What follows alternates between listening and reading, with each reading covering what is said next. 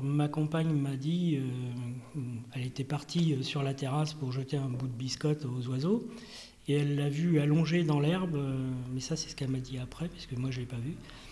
Elle l'a vu allongé dans l'herbe, il l'a menacé avec son harpon en faisant signe de s'en aller, quoi. Donc de là, elle m'a dit qu'elle avait crié un grand coup, qu'elle était partie. Moi j'étais dans la salle à manger. J'ai entendu crier, mais avec les enfants qui font beaucoup de bruit, j'ai pas prêté plus d'attention que ça.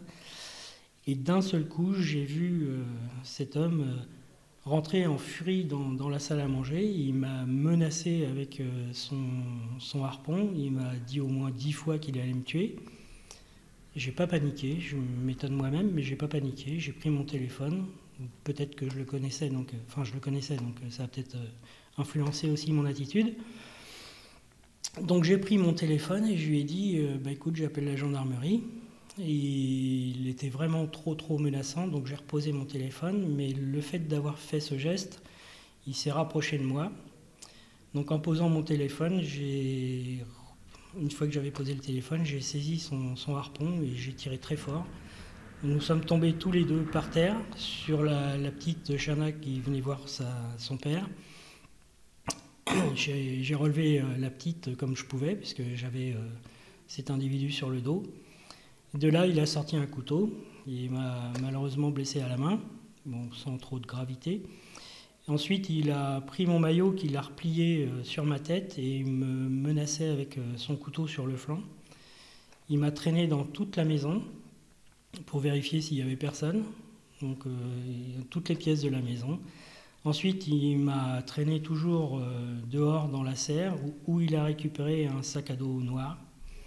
On est rentré dans la maison, il me menaçait toujours avec son couteau et moi je saignais partout. Je lui disais, j'arrêtais pas de lui parler pour essayer de le raisonner. Je lui disais, mais je t'ai rien fait, tu me fais saigner, j'en mets partout. Je lui parlais de sa fille aussi. J'ai pas cessé de parler tout le temps de l'agression. Je lui parlais toujours de sa fille, mais visiblement ça le touchait pas, il n'en avait rien à faire.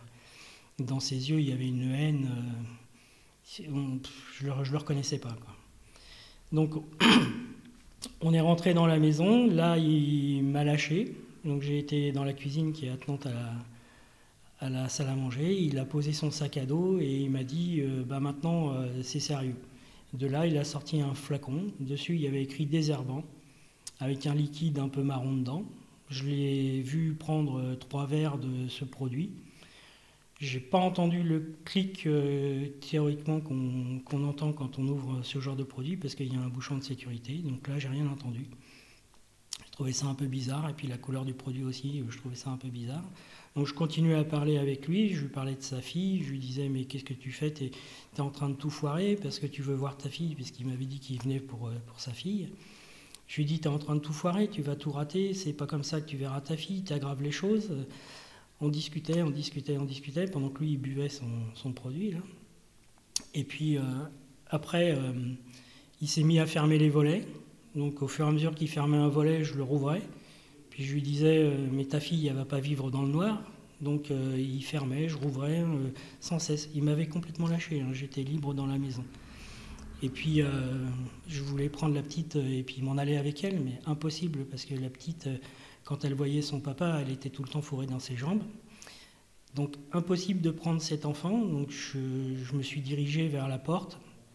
J'ai commencé à sortir. Et puis je suis rentré dans la maison. J'ai pris les clés qui étaient sur la porte et je lui ai dit, tu vois ça, c'est pour la gendarmerie. Donc arrête tes conneries. Et puis je suis parti.